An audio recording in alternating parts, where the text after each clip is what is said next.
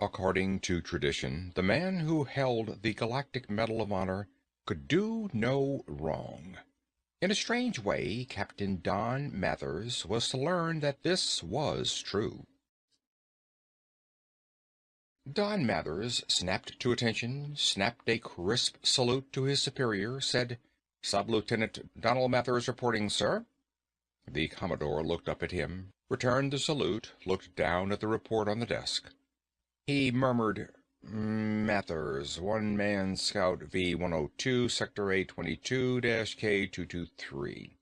"Yes, sir," Don said. The Commodore looked up at him again. "You've been out only 5 days, Lieutenant." "Yes, sir. On the third day I seemed to be developing trouble in my fuel injectors. I stuck it out for a couple of days, but then decided I'd better come in for a check," Don Mathers added. "As per instructions, sir." Of course. In a scout, you can hardly make repairs in space. If you have any doubts at all about your craft, orders are to return to base. It happens to every pilot at one time or another." "Yes, sir." "However, Lieutenant, it has happened to you 4 times out of your past 6 patrols." Don Mathers said nothing.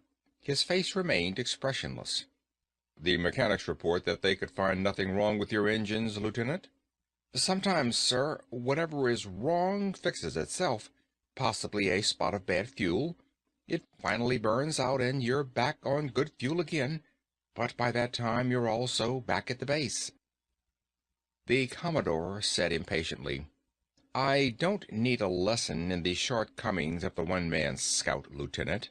I piloted one for nearly 5 years. I know their shortcomings, and those of their pilots."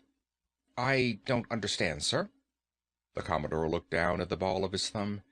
"You're out in space for anywhere from 2 weeks to a month, all alone.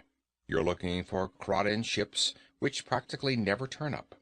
In military history, the only remotely similar situation I can think of were the pilots of World War I pursuit planes in the early years of the war, when they still flew singly, not in formation. But even they were up there alone for only a couple of hours or so." "Yes, sir," Don said meaninglessly.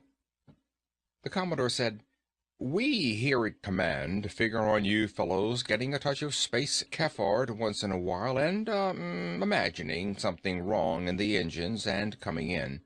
But," here the Commodore cleared his throat, 4 times out of 6? Are you sure you don't need a psych, Lieutenant?" Don Mathers flushed. "No, sir, I don't think so." The Commodore's voice went militarily expressionless. "Very well, Lieutenant. You'll have the customary 3 weeks' leave before going out again. Dismissed." Don saluted snappily, wheeled and marched from the office. Outside in the corridor he muttered a curse.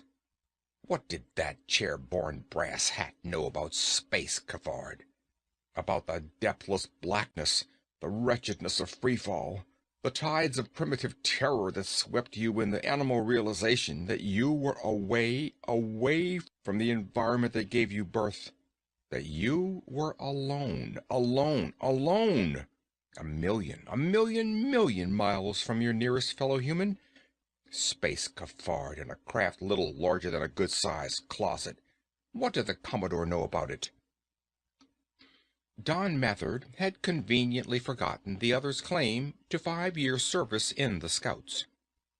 He made his way from Space Command Headquarters, 3rd Division, to Harry's Nuevo Mexico bar. He found the place empty at this time of the day and climbed onto a stool. Harry said, "Hi, Lieutenant. Thought you were due for a patrol. How come you're back so soon?" Don said coldly, "You prying into security subjects, Harry?" "Well, gee, no, Lieutenant. You know me. I know all the boys. I was just making conversation." "Look, how about some more credit, Harry? I don't have any pay coming up for a week." "Why, sure. I got a boy on the light cruiser New Teos. Any spaceman's credit is good with me. What'll it be?" "Tequila." Tequila was the only concession the Nuevo Mexico bar made to its name. Otherwise, it looked like every other bar had looked in every land and in every era. Harry poured, put out lemon and salt. Harry said, "You hear the news this morning?" "No, I just got in." "Colin Casey died." Harry shook his head. "Only man in the system that held the Galactic Medal of Honor. Presidential proclamation. Everybody in the system is to hold 5 minutes of silence for him at 2 o'clock Sol time. You know how many times that medal's been awarded, Lieutenant?" Before waiting for an answer, Harry added, "Just 36 times." Don added dryly, 28 of them posthumously. "Yeah," Harry, leaning on the bar before his sole customer, added in wonder. "But imagine, the Galactic Medal of Honor, the bearer of which can do no wrong. Imagine! You come to some town, walk into the biggest jewelry store, and pick up a diamond bracelet, and walk out, and what happens?" Don growled. The jewelry store owner would be over-reimbursed by popular subscription, and probably the mayor of the town would write you a letter thanking you for honoring his fair city by deigning to notice one of the products of its shops. Just like that. "Yeah," Harry shook his head and continued on. "And imagine, if you shoot somebody you don't like, you wouldn't spend even a single night in the nick." Don said, "If you held the Medal of Honor, you wouldn't have to shoot anybody. Look, Harry, mind if I use the phone?" "Go right ahead, Lieutenant." Diane Fuller was obviously in the process of packing when the screen summoned her.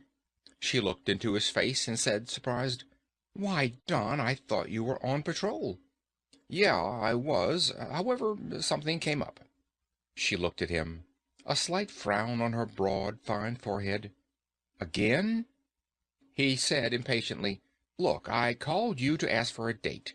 You're leaving for Callisto tomorrow. It's our last chance to be together. There's something in particular I wanted to ask you, Di." She said, a touch irritated, "I'm packing, Don. I simply don't have time to see you again. I thought we said our goodbyes 5 days ago." "This is important, Di." She tossed the two sweaters she was holding into a chair or something off-screen and faced him, her hands on her hips. "No, it isn't, Don. Not to me, at least. We've been all over this. Why keep torturing yourself? You're not ready for marriage, Don. I don't want to hurt you, but you simply aren't. Look me up, Don, in a few years." "Di, just a couple of hours this afternoon." Diane looked him full in the face and said, "Colin Casey finally died of his wounds this morning. The President has asked for 5 minutes of silence at 2 o'clock, Don. I plan to spend that time here alone in my apartment, possibly crying a few tears for a man who died for me and the rest of the human species under such extreme conditions of gallantry that he was awarded the highest honor of which man has ever conceived.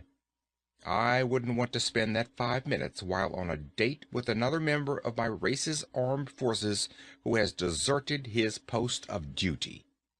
Don Mathers turned, after the screen had gone blank, and walked stiffly to a booth. He sank onto a chair and called flatly to Harry, "Another tequila. A double tequila. And don't bother with that lemon and salt routine." An hour or so later, a voice said, "You Sub-Lieutenant Donald Mathers?" Don looked up and snarled, "So what? Go away." There were two of them, twins, or could have been, empty of expression, heavy of build, the kind of men fated to be ordered around at the pleasure of those with money or brains, none of which they had or would ever have. The one who had spoken said, "The boss wants to see you." "Who the hell is the boss?" "Maybe he'll tell you when he sees you," the other said, patiently and reasonably. "Well, go tell the boss he can go to the—" The second of the two had been standing silently, his hands in his greatcoat pockets. Now he brought his left hand out and placed a bill before Don Mathers. "The boss said to give you this." It was a 1,000-unit note. Don Mathers had never seen a bill of that denomination before, nor one of half that. He pursed his lips, picked it up, and looked at it carefully. Counterfeiting was a long-lost art.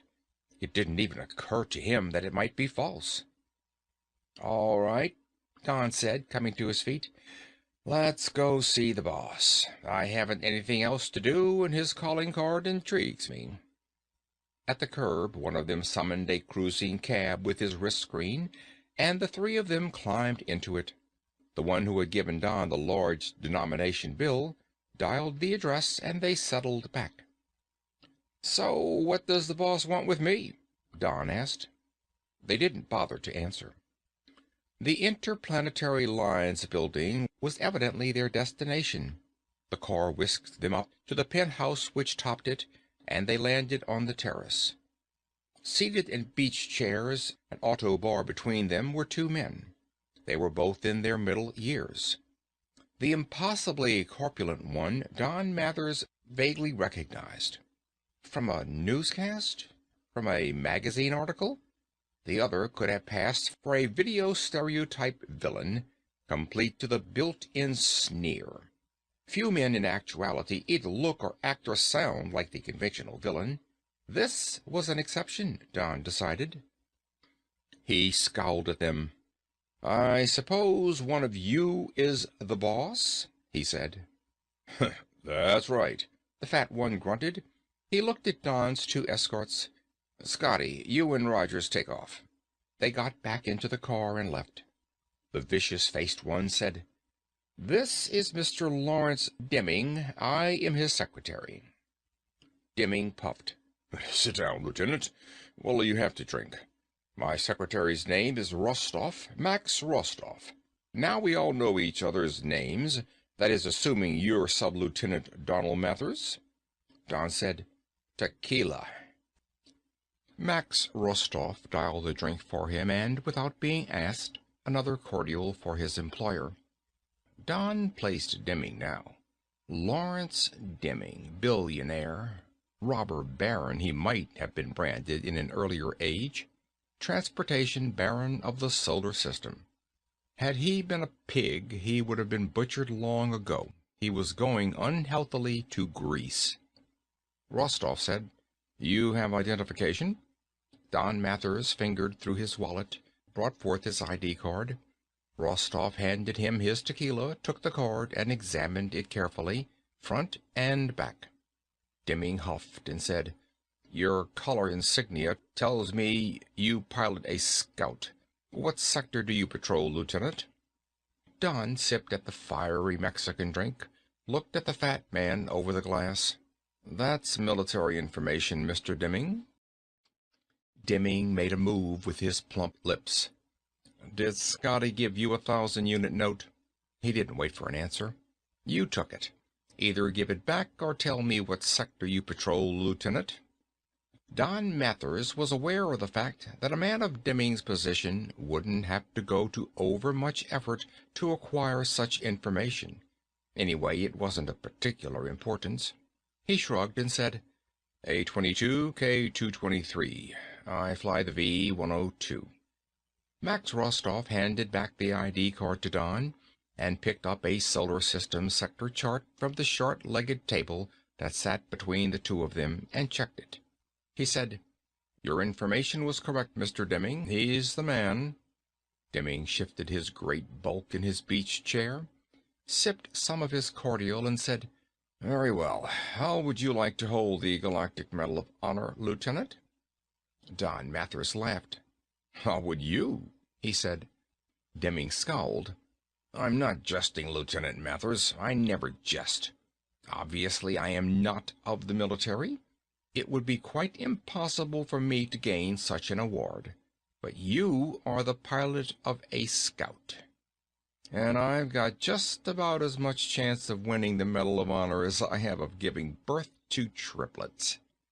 The transportation magnate wiggled a disgustingly fat finger at him. "I'll arrange for that part of it." Don Mathers goggled him. He blurted finally, "Like hell you will. There's not enough money in the system to fiddle with the awarding of the Medal of Honor.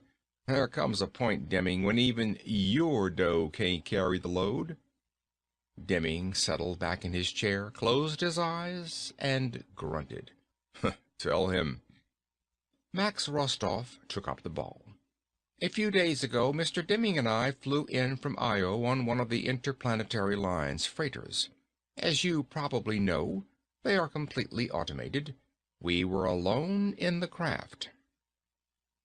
So, without invitation, Don Mathers leaned forward and dialed himself another tequila. He made it a double this time. A feeling of excitement was growing within him, and the drinks he'd had earlier had worn away. Something very big, very, very big was developing. He hadn't the vaguest idea what. Lieutenant, how would you like to capture a Kraden light cruiser? If I'm not incorrect, probably Miro class? Don laughed nervously, not knowing what the other was at, but still feeling the growing excitement. He said, in all the history of the war between our species, we've never captured a Kraden ship intact. It'd help a lot if we could. This one isn't exactly intact, but nearly so. Don looked from Rostov to Deming and then back. What in the hell are you talking about? In your sector, Rostov said, we ran into a derelict Miro-class cruiser. The crew, repulsive creatures, were all dead, some 30 of them.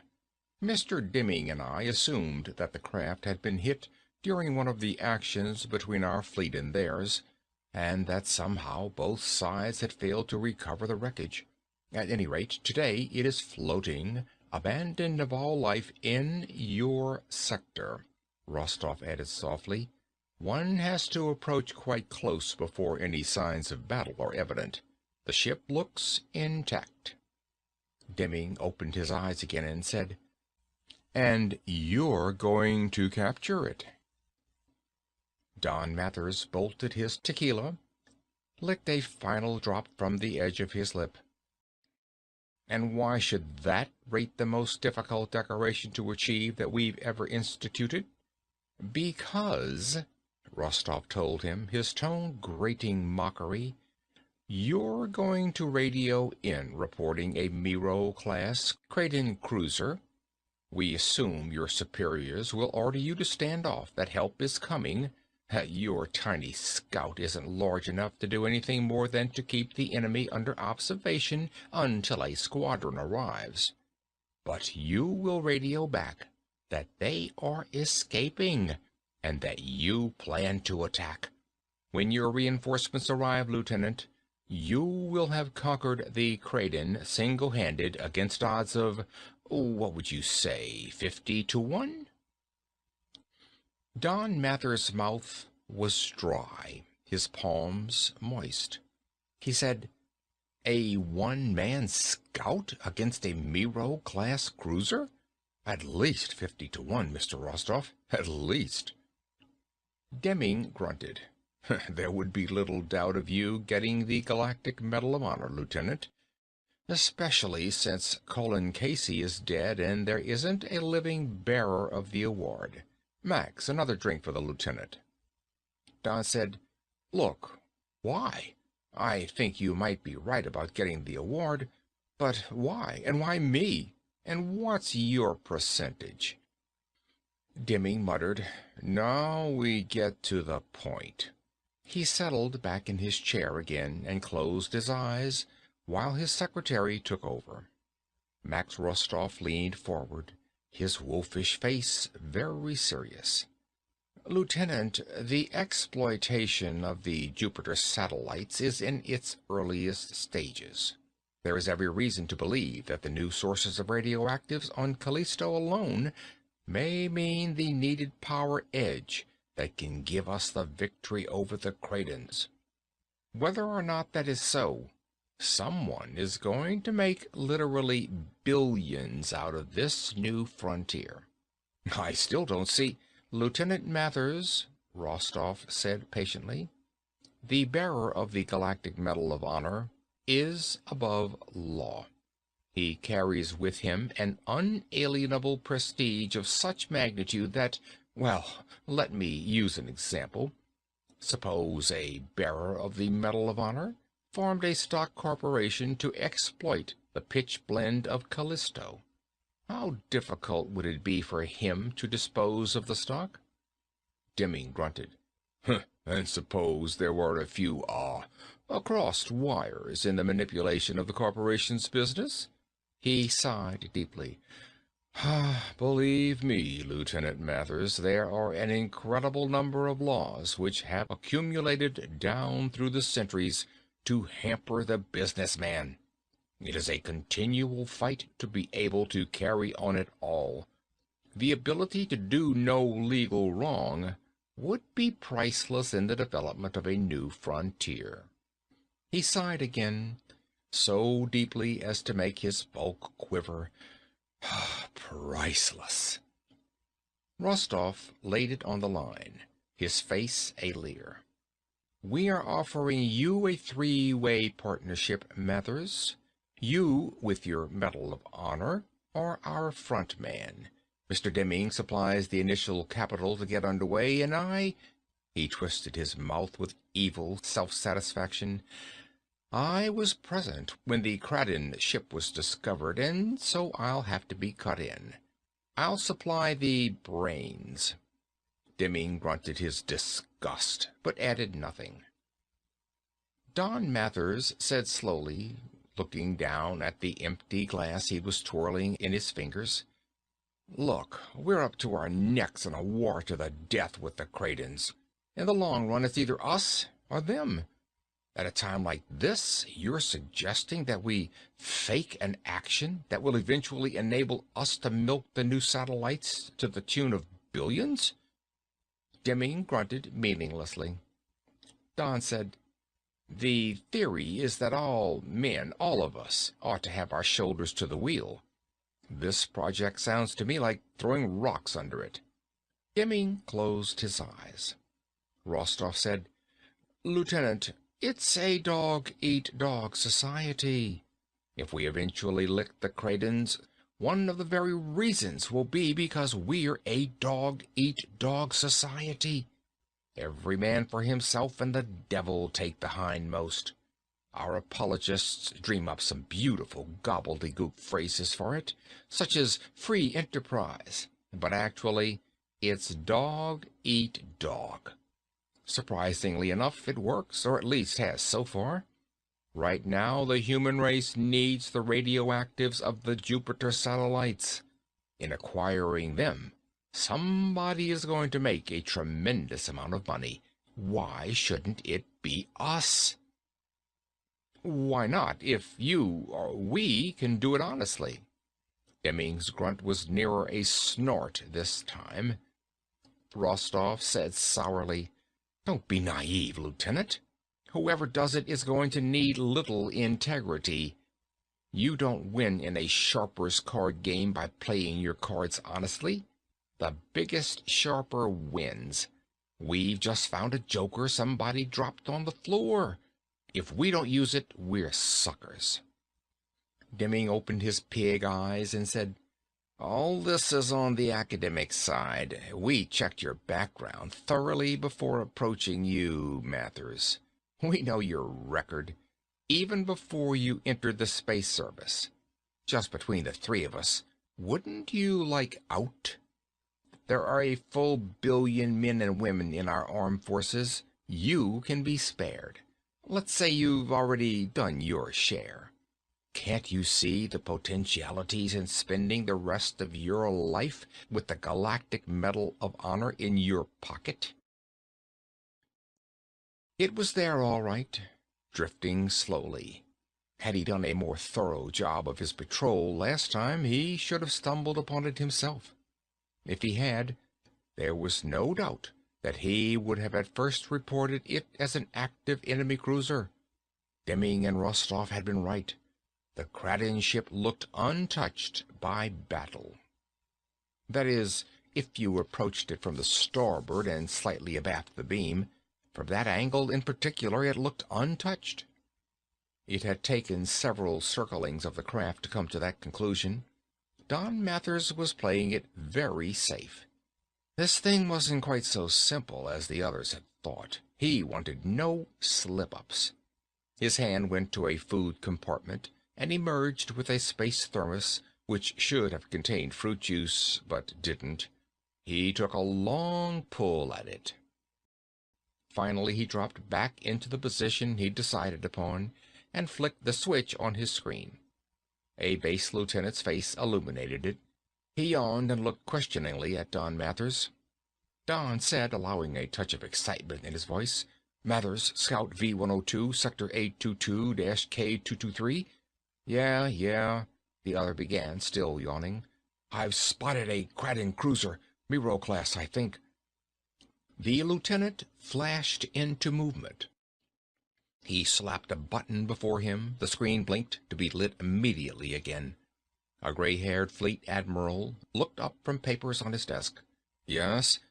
Don Mathers rapped. "Miro-class Kraden in Sector 822-K223, sir. I'm lying about 50 miles off, undetected thus far, I think. He hasn't fired on me yet, at least." The admiral was already doing things with his hands. Two subalterns came within range of the screen, took orders, dashed off. The admiral was rapidly firing orders into two other screens. After a moment, he looked up at Don Mathers again. "Hang on, Lieutenant. Keep him under observation as long as you can. What are your exact coordinates?" Don gave them to him and waited. A few minutes later, the admiral returned to him. "Let's take a look at it, Lieutenant." Don Mathers adjusted the screen to relay the Kraden cruiser. His palms were moist now, but everything was going to plan. He wished that he could take another drink. The admiral said, "Miro class, all right. Don't get too close, Lieutenant. They'll blast you to hell and gone. We've got a task force within an hour of you. Just hang on." "Yes, sir," Don said. An hour. He was glad to know that. He didn't have much time in which to operate. He let it go another 5 minutes, then he said, "Sir, they're increasing speed." "Damn," the admiral said, then rapid-fired some more into his other screens, barking one order after another. Don, letting his voice go very flat. "I'm going in, sir. They're putting on speed. In another 5 minutes, they'll be underway to a point where I won't be able to follow. They'll get completely clear." The admiral looked up, startled. "Don't be a fool." "They'll get away, sir." Knowing that the other could see his every motion, Don Mathers hit the cocking lever of his flak-flak gun with the heel of his right hand. The admiral snapped, "Let it go, you fool. You won't last a second." Then, his voice higher, "That's an order, Lieutenant." Don Mathers flicked off his screen. He grimaced sourly and then descended on the Kraden ship, his flak-flak gun beaming it. He was going to have to expend every erg of energy in his scout to burn the other ship up to the point where his attack would look authentic, and to eliminate all signs of previous action. The awarding of the Galactic Medal of Honor, as always, was done in the simplest of ceremonies. Only the President and Captain Donald Mathers himself were present in the former's office in the presidential palace. However, as they both knew, every screen in the solar system was tuned into the ceremony. Don Mathers saluted and stood to attention. The President read the citation. It was very short, as Medal of Honor citations were always. "For conspicuous gallantry for and beyond the call of duty, in which you single-handedly and against unbelievable odds attacked and destroyed an enemy cruiser while flying a scout armed only with a short-beam flak-flak gun."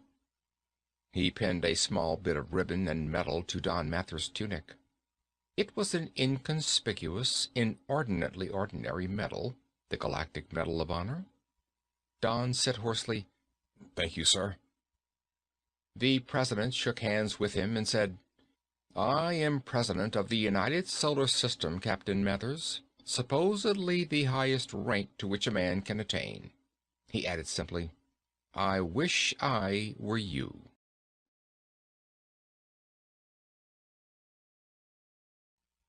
Part 2. Afterwards, alone in New Washington, and wanting to remain alone, Don Mathers strolled the streets for a time, bothered only occasionally when someone recognized his face, and people would stop and applaud. He grinned inwardly. He had a suspicion already that after a time he'd get used to it and weary to death of it, but right now it was still new and fun. Who was the flyer way back in history, the one who first flew the Atlantic in a propeller-driven aircraft? His popularity must have been something like this.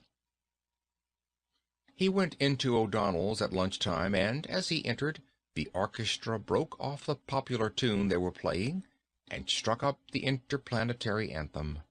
The manager himself escorted him to his table and made suggestions as to the specialties and the wine. When he first sat down, the other occupants of the restaurant, men and women, had stood and faced him and applauded. Don flushed. There could be too much of a good thing.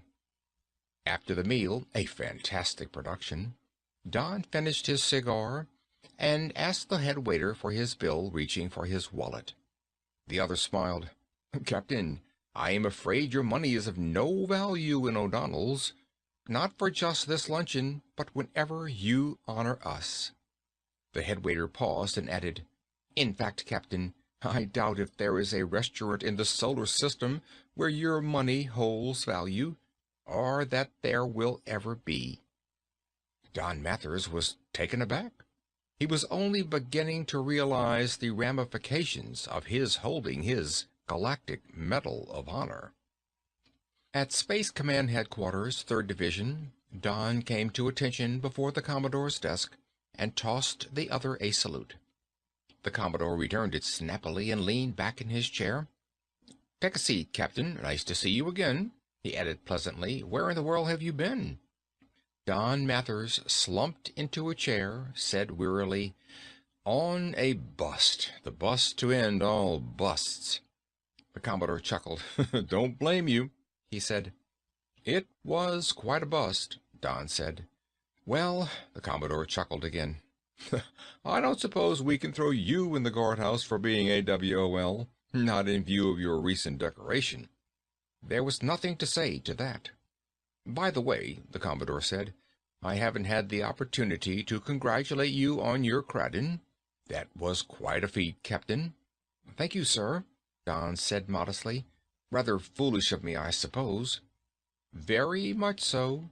On such foolishness are heroic deeds based. The Commodore looked at him questioningly. You must have had incredible luck. The only way we've been able to figure it was that his detectors were on the blink. That may be what happened. Yes, sir, Don nodded quickly. That's the way I figure it, and my first blast must have disrupted his fire control or something. The Commodore said, He didn't get in any return fire at all? A few blasts, but by that time I was in too close and moving too fast. Fact of the matter is, sir, I don't think they ever recovered from my first beaming of them. No, I suppose not, the Commodore said musingly. It's a shame you had to burn them so badly. We've never recovered a Cradin ship in good enough shape to give our techs something to work on. It might make a basic difference in the war, particularly if there was something aboard that'd give us some indication of where they were coming from. We've been fighting this war in our backyard for a full century. It would help if we could get into their backyard for a change. It's problematic how long we'll be able to hold them off at this rate. Don Mathers said uncomfortably, Well, it's not as bad as all that, sir. We've held them this far. His superior grunted. We've held them this far because we've been able to keep out enough patrol ships to give us ample warning when one of their task forces come in. Do you know how much fuel that consumes, Captain? Well, I know it's a lot. So much so that Earth's industry is switching back to petroleum and coal. Every ounce of radioactives is needed by the fleet. Even so, it's just a matter of time. Don Mathers pursed his lips. I didn't know it was that bad. The Commodore smiled sourly at him. I'm afraid I'm being a wet blanket thrown over your big bust of a celebration, Captain. Tell me, how does it feel to hold the system's highest award? Don shook his head, marveling. Fantastic, sir. Of course, like any member of the services, I've always known of the Medal of Honor, but, well, nobody ever expects to get it, he added wryly. Certainly not while he's still alive and in health. Why, sir, do you realize that I haven't been able to spend 1 unit of money since? There was an element of awe in his voice. Sir, do you realize that not even a beggar will take currency from me? The Commodore nodded in appreciation. You must understand the position you occupy, Captain. Your feat was inspiring enough, but that's not all of it. In a way, you combine a popular hero with an unknown soldier element. Awarding you the Galactic Medal of Honor makes a symbol of you, a symbol representing all the millions of unsung heroes and heroines who have died fighting for the human species. It's not a light burden to carry on your shoulders, Captain Mathers. I would imagine it a very humbling honor. Well, yes, sir, Don said. The Commodore switched his tone of voice. That brings us to the present and what your next assignment is to be. Obviously, it wouldn't do for you to continue in a scout. Big Brass seems to be in favor of using you for morale, and Don Mathers cleared his throat and interrupted. Sir, I've decided to drop out of the space service. Drop out? The other stared at Mathers, uncomprehending. We're at war, Captain. Don nodded seriously. Yes, sir, but what you just said is true. I couldn't be used any longer in a scout. I'd wind up selling bonds and giving talks to old ladies' clubs. Well, hardly that, Captain. No, sir. I think I'd really be of more use out of the services. I'm tendering my resignation and making arrangements to help in the developing of Callisto and the other Jupiter satellites. The Commodore said nothing. His lips seemed whiter than before. Don Mathers said doggedly, Perhaps my prestige will help bring volunteers to work the new mines out there. If they see me, well, sacrificing, putting up with the hardships, the Commodore said evenly, Mr. Mathers, I doubt if you will ever have to put up with hardships again, no matter where you make your abode. However, good luck. You deserve it. Outside headquarters, Don Mathers summoned a cab and dialed his hotel. On the way over, he congratulated himself. It had gone easier than he had expected, really. Although, come to think of it, there wasn't a damn thing that the brass could do. He had to laugh to himself. Imagine if he'd walked in on the Commodore a month ago and announced that he was going to drop out of the space service. He would have been dropped all right into the lap of a squadron of psycho experts. At the hotel, he shucked his uniform, an action which gave him considerable gratification, and dressed in one of the scores of civilian costumes that filled his closets to overflowing. He took pleasure in estimating what this clothing must have cost in terms of space service pay for a sub-lieutenant or even a captain. Years, my boys, years. He looked at himself in the dressing-room mirror with satisfaction, then turned to the auto bar and dialed himself a stone-age-old Metaxa. He'd lost his taste for the plebeian tequila in the last few days. He held the old Greek brandy in the light and wondered pleasurably what the stuff cost per pony glass. Happily, he'd never have to find out. He tossed the drink down and, whistling, took his private elevator to the garages in the second level of the hotel's basement floors. He selected a limousine and dialed the Interplanetary Lines building. He left the car at the curb before the main entrance, ignoring all traffic regulations, and entered the building, still whistling softly and happily to himself. He grinned when a small crowd gathered outside and smiled and clapped their hands. He grinned and waved at them. A receptionist hurried to him, and he told her he wanted to see either Mr. Demming or Mr. Rostov, and then when she offered to escort him personally, he noticed her pixie-like cuteness and said, "What are you doing tonight, miss?" Her face went pale. "Oh, anything, sir," she said weakly. He grinned at her. "Maybe I'll take you up on that if I'm not too busy." He had never seen anyone so taken aback. She said, all flustered, "I'm Tony Fitzgerald. You can just call this building and ask for me any time." "Maybe I'll do that," he smiled. "But now let's see Old Man Demming." That took her back, too. Aside from being asked for a date, if asked could be the term, by the system's greatest celebrity, she was hearing for the first time the interplanetary tycoon being called Old Man Demming. She said, "Oh, right this way, Captain Mathers." Don said, "Mr. Mathers now, I'm afraid. I have new duties." She looked up into his face. "You'll always be Captain Mathers to me, sir," she added softly and irrelevantly. "My two brothers were lost on the Minerva in that action last year off Pluto." She took a deep breath, which only stressed her figure. "I have applied 6 times for space service, but they won't take me." They were in an elevator now. Don said, "That's too bad, Tony. However, the space service isn't as romantic as you might think." "Yes, sir," Tony Fitzgerald said, her soul in her eyes. "You ought to know, sir." Don was somehow irritated. He said nothing further until they reached the upper stories of the gigantic office building. He thanked her after she turned him over to another receptionist. Don Mather's spirits had been restored by the time he was brought to the door of Max Rostov's office. His new guide evidently hadn't even bothered to check on the man's availability before ushering Mathers into the other's presence. Max Rostov looked up from his desk, wolfishly aggressive-looking as ever. "Why, Captain," he said, "how fine to see you again. Come right in. Martha, that will be all."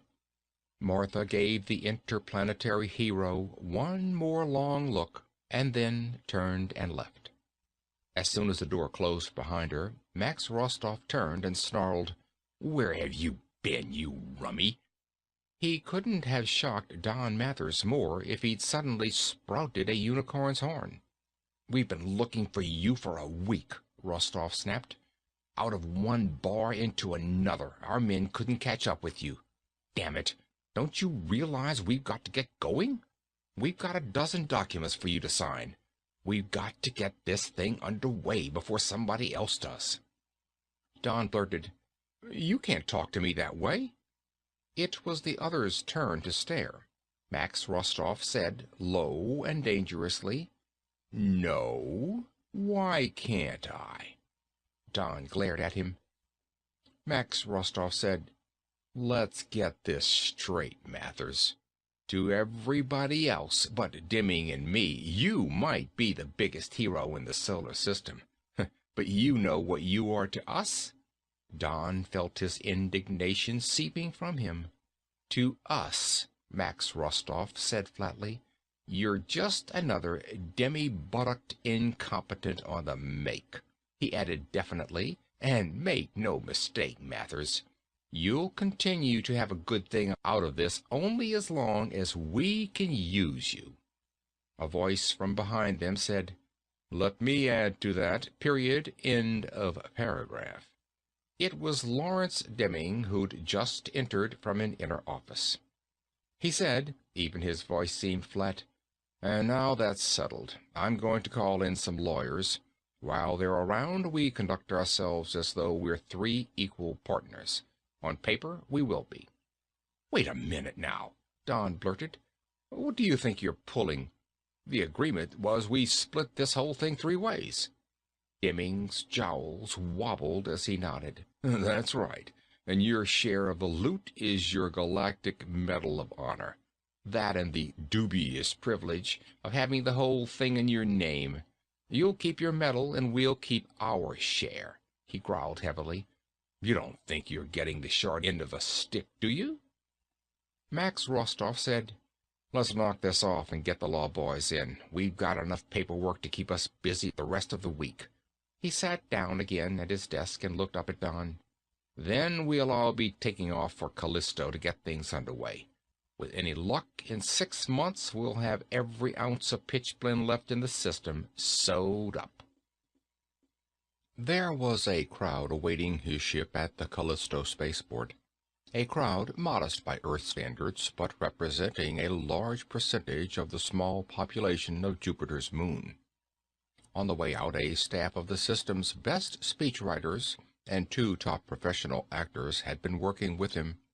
Don Mathers gave a short preliminary talk at the spaceport, and then the important one, the one that was broadcast throughout the system that night from his suite at the hotel. He'd been well rehearsed, and they'd kept him from the bottle except for 2 or 3 quick ones immediately before going on. "The project at hand is to extract the newly discovered deposits of pitchblende on these satellites of Jupiter." He paused impressively before continuing. "It's a job that cannot be done in slipshod, haphazard manner. The system's need for radioactives cannot be overstressed. In short, fellow humans, we must allow nothing to stand in the way of all-out unified effort to do this job quickly and efficiently. My associates and I have formed a corporation to manage this crash program. We invite all to participate by purchasing stock. I will not speak of profits, fellow humans, because in this emergency we all scorn them. However, as I say, you are invited to participate. Some of the preliminary mining concessions are at present in the hands of individuals or small corporations. It will be necessary that these turn over their holdings to our single, all-embracing organization for the sake of efficiency. Our experts will evaluate such holdings and recompense the owners." Don Mathers paused again for emphasis. "This is no time for quibbling. All must come in. If there are those who put private gain before the needs of the system, then pressures must be found to be exerted against them. We will need thousands and tens of thousands of trained workers to operate our mines, our mills, our refineries. In the past, skilled labor here on the satellites was used to double or even triple the wage rate on Earth and the settled planets and satellites. I need only repeat, this is no time for personal gain and quibbling. The corporation announces proudly that it will pay only prevailing Earth rates.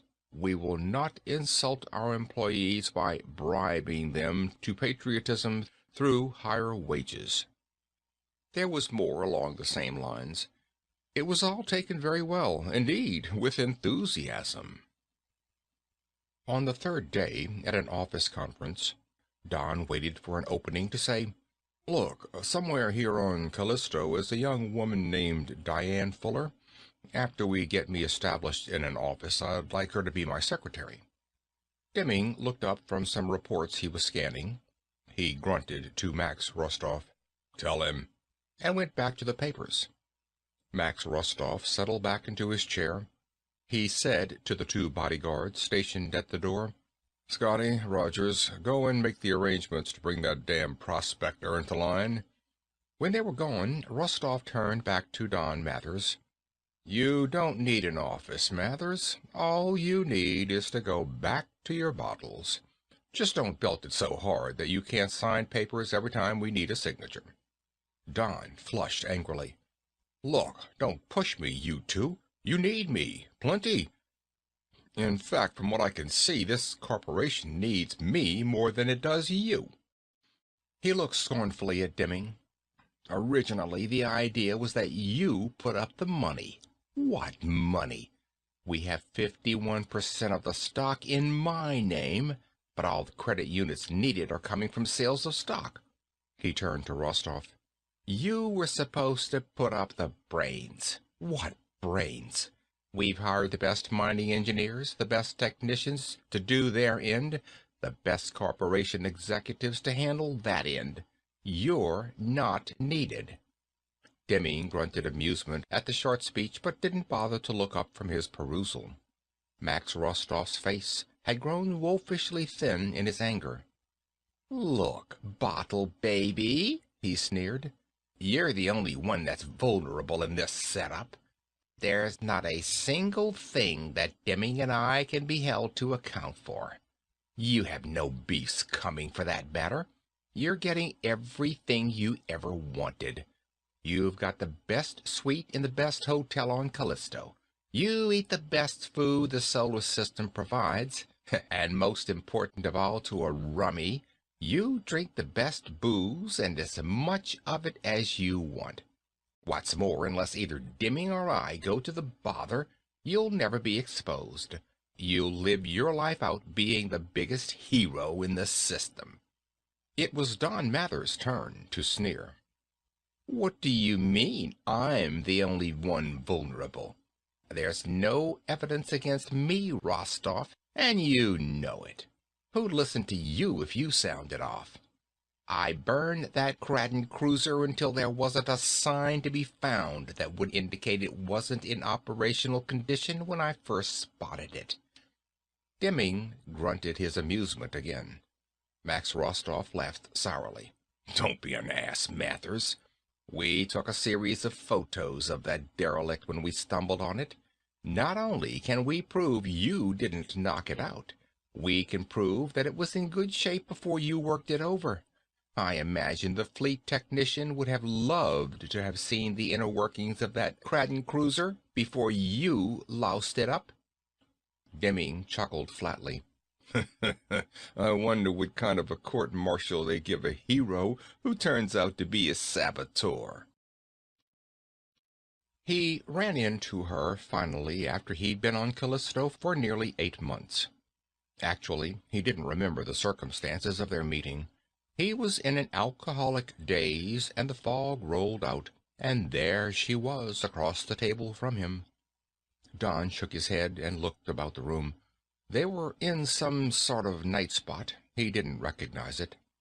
He licked his lips, scowled at the taste of stale vomit. He slurred, "Hello, Di." Diane Fuller said, "Hi, Don." He said, I must have blanked out. Guess I've been hitting it too hard." She laughed at him. "You mean you don't remember all the things you've been telling me the past 2 hours?" She was obviously quite sober. Diane never had been much for the sauce. Don looked at her narrowly. "What have I been telling you for the past 2 hours?" "Mostly about how it was when you were a little boy, about fishing, and your first .22 rifle, and the time you shot the squirrel and then felt so sorry." "Oh," Don said. He ran his right hand over his mouth. There was a champagne bucket beside him, but the bottle in it was empty. He looked about the room for a waiter. Diane said gently, "Do you really think you need any more, Don?" He looked across the table at her. She was as beautiful as ever. No, that wasn't right. She was pretty, but not beautiful. She was just a damn pretty girl, not one of these glamour items. Don said, "Look, I can't remember. Did we get married?" Her laugh tinkled. "Married? I only ran into you 2 or 3 hours ago." She hesitated before saying further, "I had assumed that you were deliberately avoiding me. Callisto isn't that big." Don Mathers said slowly, "Well, if we're not married, let me decide when I want another bottle of the grape, eh?" Diane flushed. "Sorry, Don." The head waiter approached, bearing another magnum of vintage wine. He beamed at Don Mathers. "Having a good time, sir?" "Okay," Don said shortly. When the other was gone, he downed a full glass, felt the fumes almost immediately. He said to Diane, "I haven't been avoiding you, Di. We just haven't met. The way I remember, the last time we saw each other back on Earth, you gave me quite a slap in the face. The way I remember, you didn't think I was hero enough for you." He poured another glass of the champagne. Di's face was still flushed. She said, her voice low, "I misunderstood you, Don. Even after your brilliant defeat of that Kraden cruiser, I admit, think I basically misunderstood you. I told myself that it could have been done by any pilot of a scout, given that 1 in a million break. It just happened to be you who made that suicide dive attack that succeeded. 1,000 other pilots might also have taken the 1,000,000 to 1 suicide chance rather than let the Kraden escape." "Yeah," Don said. Even in his alcohol, he was surprised at her words. He said gruffly, "Sure, anybody might have done it. Pure luck. But why'd you change your mind about me, then? How come the switch of heart?" "Because of what you've done since, darling." He closed one eye, the better to focus. "Since?" He recognized the expression in her eyes, a touch of star gleam. That little girl back on Earth, the receptionist at the Interplanetary Lines building, she'd had it. In fact, in the past few months, Don had seen it in many feminine faces, and all for him. Diane said, "Instead of cashing in on your prestige, you've been devoting yourself to something even more necessary to the fight than bringing down individual Kraden cruisers." Don looked at her. He could feel a nervous tick beginning in his left eyebrow. Finally, he reached for the champagne again and filled his glass. He said, "You really go for this hero stuff, don't you?" She said nothing, but the starshine was still in her eyes. He made his voice deliberately sour. "Look, suppose I ask you to come back to my apartment with me tonight." "Yes," she said softly. "And told you to bring your overnight bag along," he added brutally. Diane looked into his face. "Why are you twisting your inner self so hard, Don? Of course I'll come, if that's what you wanted." "And then," he said flatly, "suppose I kicked you out in the morning." Diane winced, but she kept her eyes even with his, her own moist now. "You forget," she whispered. "You have been awarded the Galactic Medal of Honor, the bearer of which can do no wrong." "Oh, God," Don muttered. He filled his glass, still again, motioned to a nearby waiter. "Yes, sir," the waiter said. Don said, "Look, in about 5 minutes I'm going to pass out. See that I get back to my hotel, will you? And that this young lady gets to her home. And waiter, just send my bill to the hotel, too." The other bowed. "The owner's instructions, sir, are that Captain Mathers must never see a bill in this establishment." Diane said, "Don!" He didn't look at her. He raised his glass to his mouth, and shortly afterward the fog rolled in again. When it rolled out, the unfamiliar taste of black coffee was in his mouth. He shook his head for clarity. He seemed to be in some working-class restaurant. Next to him in a booth was a fresh-faced sub-lieutenant of the— Don squinted at the collar tabs. Yes, of the Space Service, a scout pilot. Don stuttered, "What's going on?" The pilot said apologetically, "Sub-Lieutenant Pierpont, sir, you seemed so far under the weather I took over." "Oh, you did, eh?" "Well, yes, sir. You were, well, reclining in the gutter, sir. In spite of your, well, appearance, your condition, I recognized you, sir." "Oh." His stomach was an objecting turmoil. The lieutenant said, "Want to try some more of this coffee now, sir? Or maybe some soup or sandwich?" Don groaned. "Oh, no, thanks. Don't think I could hold it down." The pilot grinned. "You must have thrown a classic, sir." "I guess so. What time is it?" "No, that doesn't make any difference. What's the date?" Pierpont told him. It was hard to believe. The last he could remember, he'd been with Di in some nightclub. He wondered how long ago that had been. He fumbled in his clothes for a smoke and couldn't find one.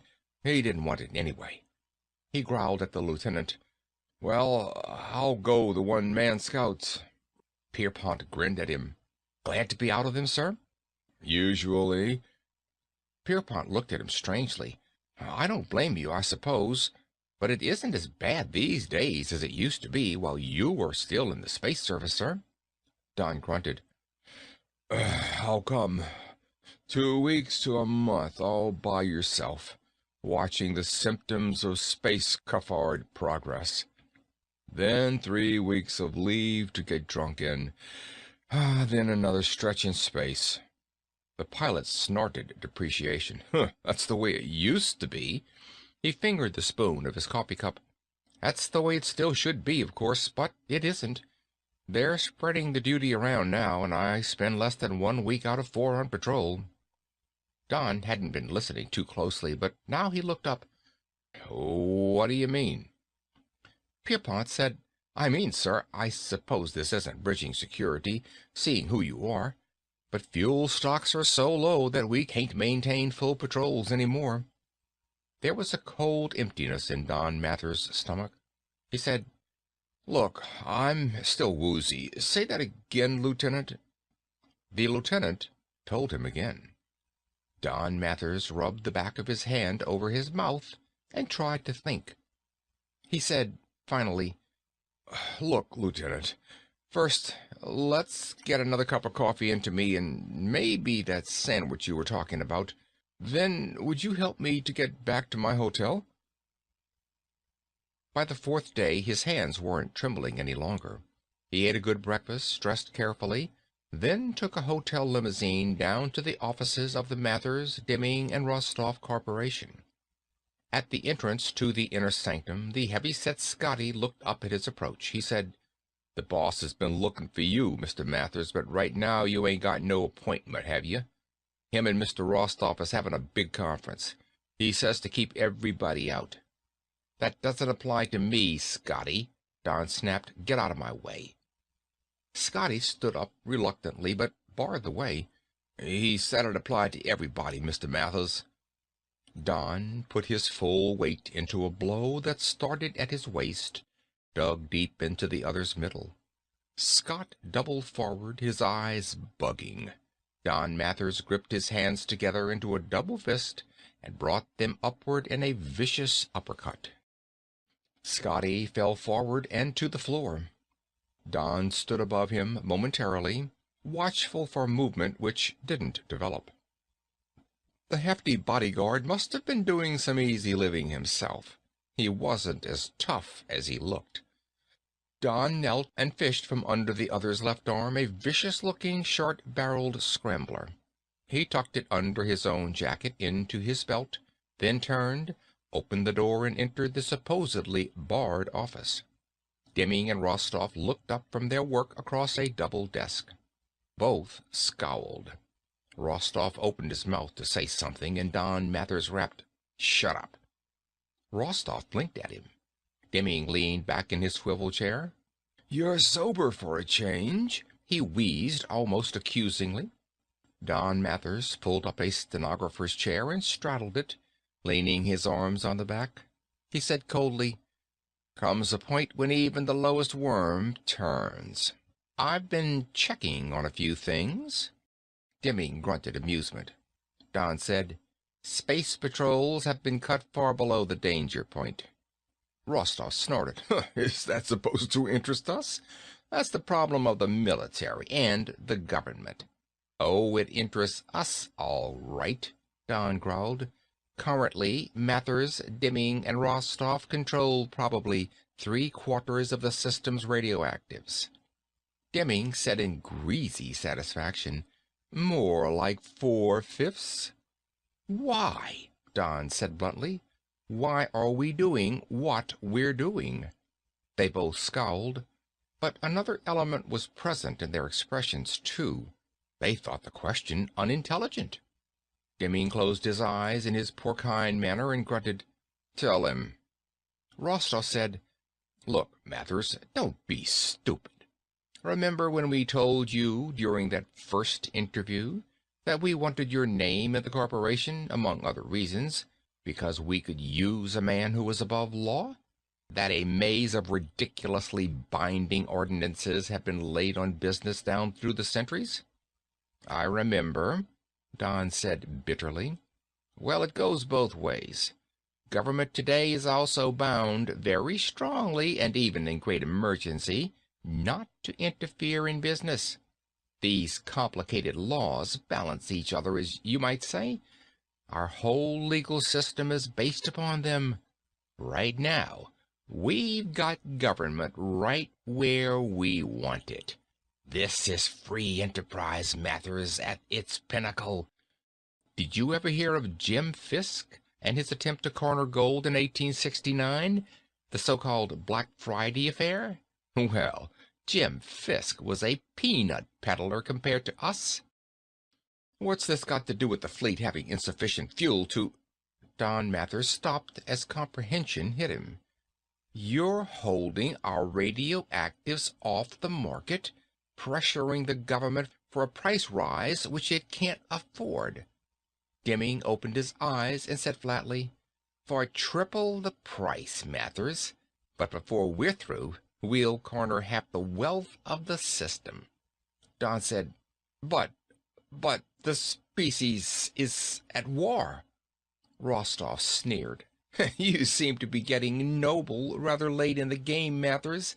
Business is business. Don Mathers was shaking his head.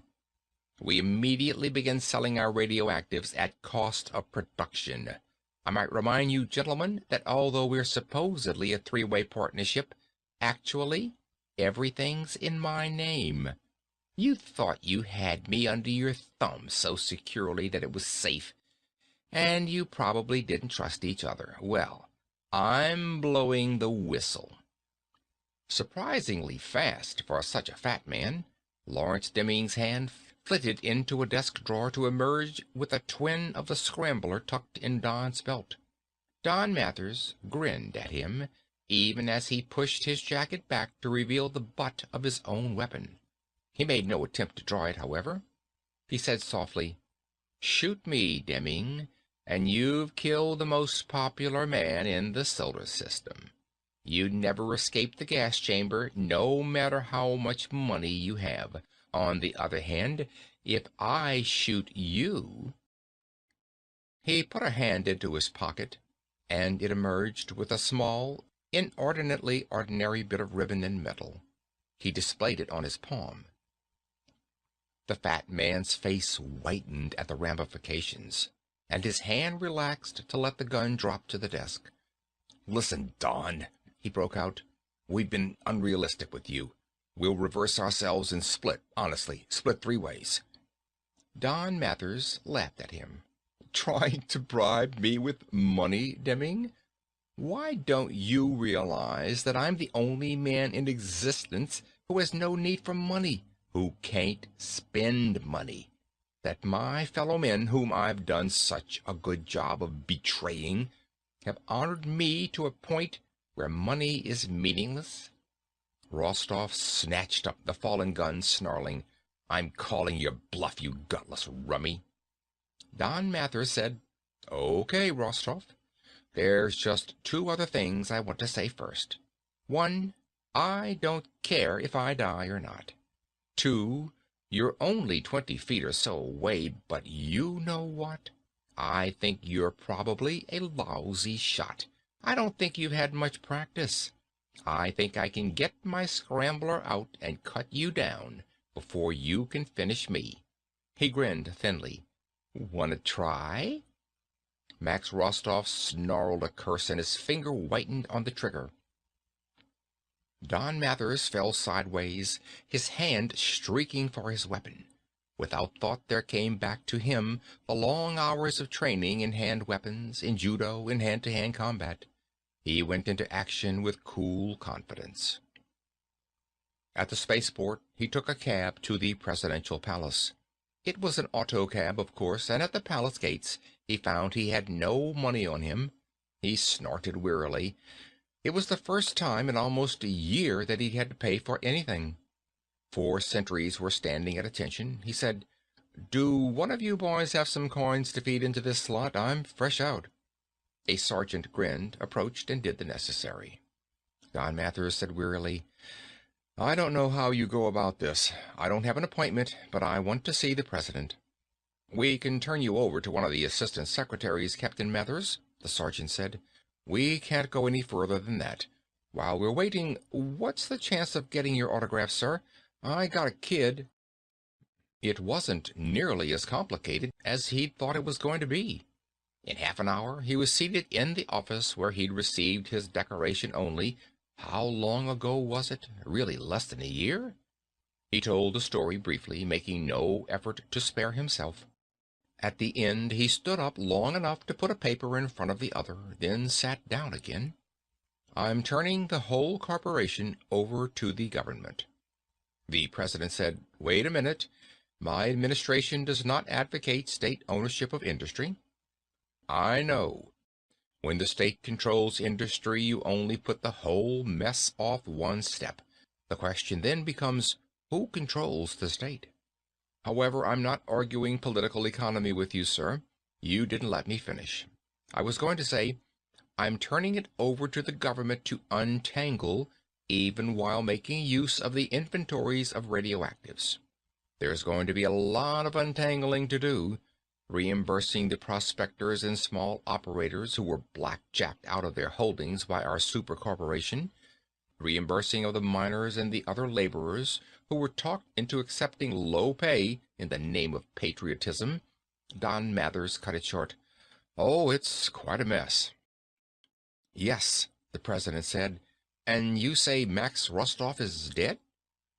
That's right, and Deming off his rocker. I think he always was a little unbalanced, and the prospect of losing all that money, the greatest fortune ever conceived of, tipped the scales. The president said, And what about you, Donald Mathers? Don took a deep breath. I wish I was back in the space services, frankly. Back where I was when all this started. However, I suppose that after my court-martial there won't be— The president interrupted gently. You seem to forget, Captain Mathers. You carry the Galactic Medal of Honor, the bearer of which can do no wrong. Don Mathers gaped at him. The president smiled, albeit a bit sourly. It would hardly do for human morale to find out our supreme symbol of heroism was a phony, Captain. There will be no trial, and you will retain your decoration. But I don't want it. I'm afraid that is the cross you'll have to bear the rest of your life, Captain Mathers. I don't suppose it will be an easy one. His eyes went to a far corner of the room, but unseeingly. He said, after a long moment, However, I am not so very sure about your not deserving your reward, Captain.